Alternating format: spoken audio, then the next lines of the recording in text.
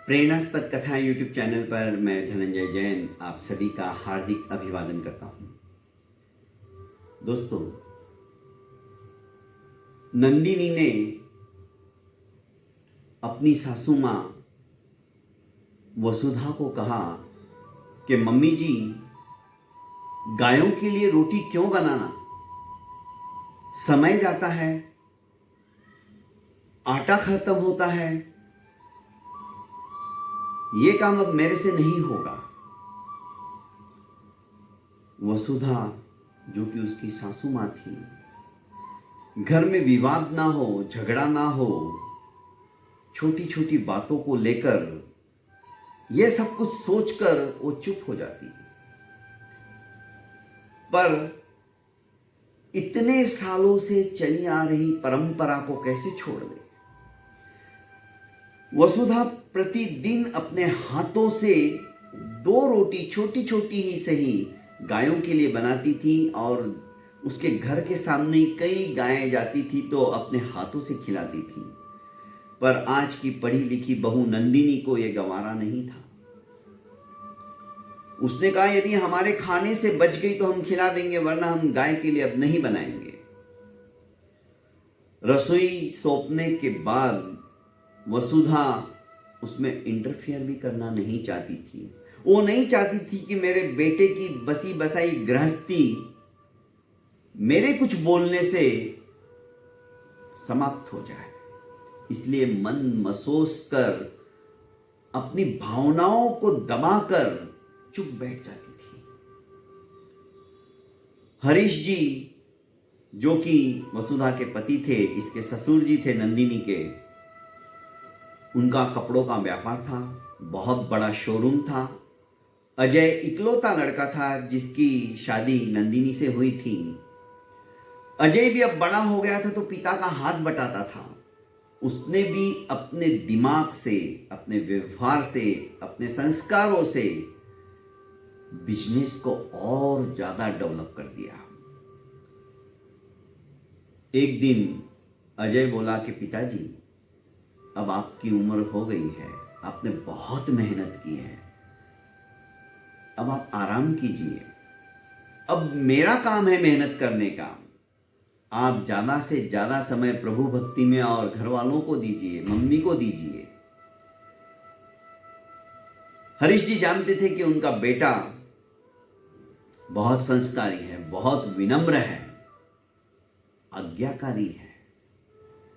फिर भी मन लगाने के लिए वे सवेरे 2 घंटा और शाम को 2 घंटा दुकान में आ ही जाते थे, शोरूम संभाल लेते थे। एक दिन पूजा के समय में देखा तो सिर्फ बाती जो है दिए में घी से भीगी हुई थी, पूरा दिया घी से भरा हुआ नहीं था। पूजा करने के लिए हरीश जी स्वयं बैठे थे तो उन्होंने कहा कि वसुधा, क्या बात है, आजकल भगवान के दिए में पूरा घी नहीं डाल रही हो, या ये बाती तुमने नहीं बनाई? तुम तो कभी ऐसा नहीं करती हो। जिस भगवान की पूजा से, जिस भगवान की प्रार्थना से, अर्चना से, भक्ति से आज ये सब कुछ वैभव हमें प्राप्त हुआ है, उसकी पूजा में कंजूसी किस बात की? मुझे तो नहीं लगता ये तुमने किया है, हो सकता है बहू ने किया हो। हाँ, आप भी बात को ज्यादा मत बढ़ाओ, बहू भी सीख रही है, धीरे धीरे वो समझ जाएगी। बात को टालते हुए वसुधा ने हरीश जी से कह दिया।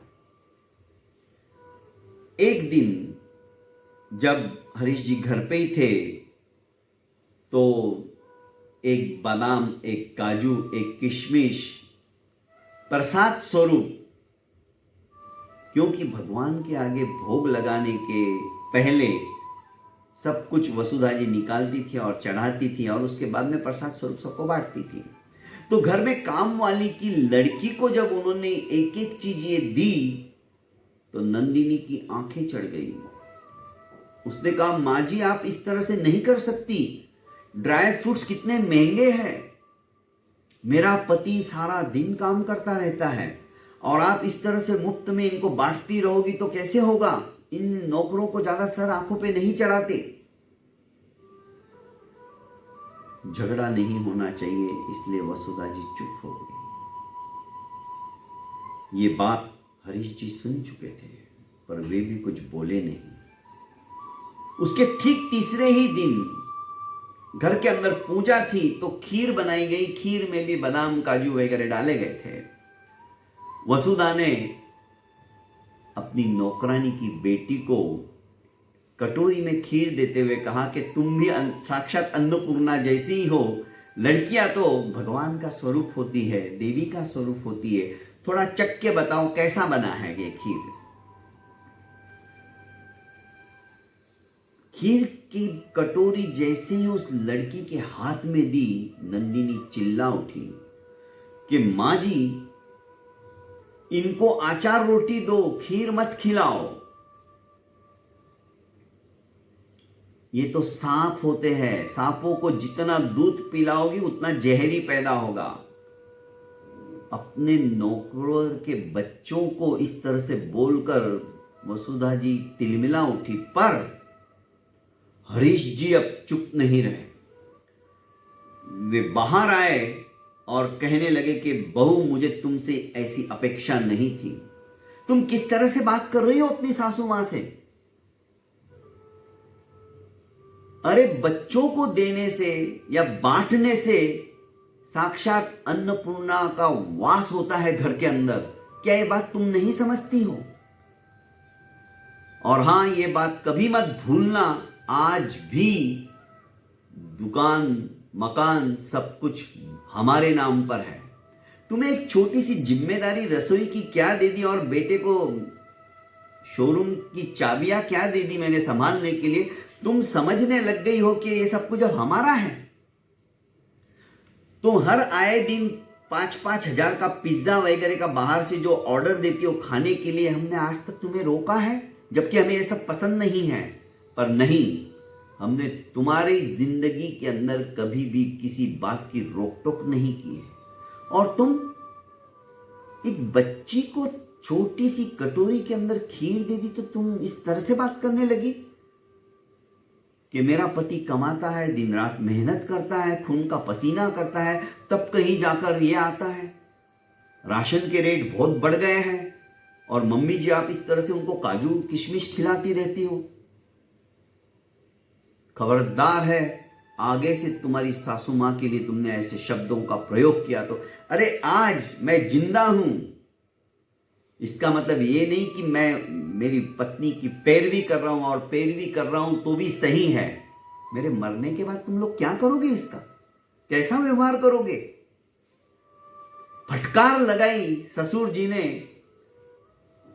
तुम्हें पता है, जब अजय पैदा हुआ तो डॉक्टरों ने कहा कि इसको सिर्फ गाय का ही दूध पिलाया जाए तो ही ये बच सकता है।